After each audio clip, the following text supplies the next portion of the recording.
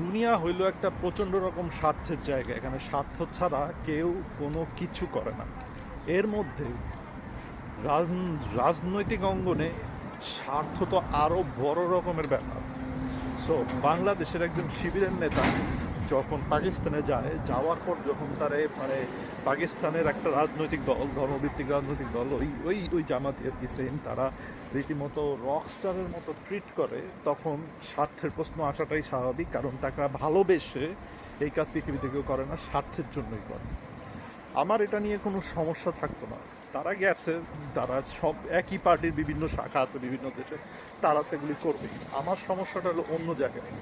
আজকে যদি ছাত্রদলের আবিদকে চায়নায় পাঠানো হয় অথবা ইন্ডিয়াতে পাঠানো হয়, ওইখানে যদি তার সাথে ঠিক এরকম আচরণই করা হয় যে তাকে রকস্টারের মতো করে সম্বর্ধনা দেওয়া হয়, হইচই করা হয়, ইন্ডিয়ানরা পাগলামি করে তারে নিয়ে, হ্যাঁ, প্রত্যেকটা প্রোগ্রামে নিয়ে গিয়ে তাকে একেবারে মেয়ে আসনে বসা, এগুলি যদি করে, তখন তাকে ভারতের দালাল বা চায়নার দালাল বানায় দেওয়া হবে। আমার এই জায়গাতেই সমস্যা। আমার সমস্যা হলো ফাকিং ডবল স্ট্যান্ডার্ডে, যে আপনাদের নিজেদের জন্য আপনারা একটা স্ট্যান্ডার্ড ফলো করেন, বাকিদের জন্য আপনারা আরেকটা স্ট্যান্ডার্ড ফলো করেন।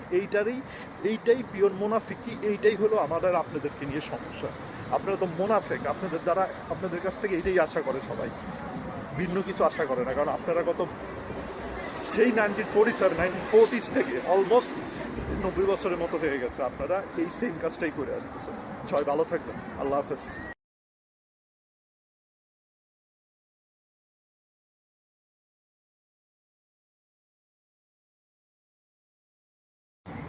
দুনিয়া হইল একটা প্রচণ্ড রকম স্বার্থের জায়গা। এখানে স্বার্থ ছাড়া কেউ কোনো কিছু করে না।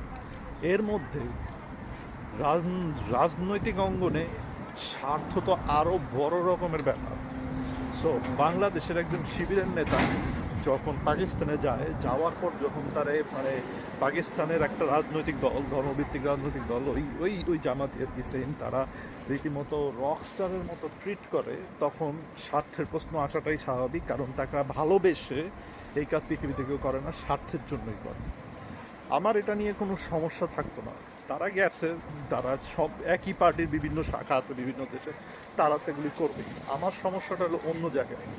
আজকে যদি ছাত্রদলের আবিদকে চায়নায় পাঠানো হয় অথবা ইন্ডিয়াতে পাঠানো হয়, ওইখানে যদি তার সাথে ঠিক এরকম আচরণই করা হয় যে তাকে রকস্টারের মতো করে সম্বর্ধনা দেওয়া হয়, হইচই করা হয়, ইন্ডিয়ানরা পাগলামি করে তারে নিয়ে, হ্যাঁ, প্রত্যেকটা প্রোগ্রামে নিয়ে গিয়ে তাকে একেবারে মেয়ে আসনে বসা, এগুলি যদি করে, তখন তাকে ভারতের দালাল বা চায়নার দালাল বানায় দেওয়া হবে। আমার এই জায়গাতেই সমস্যা। আমার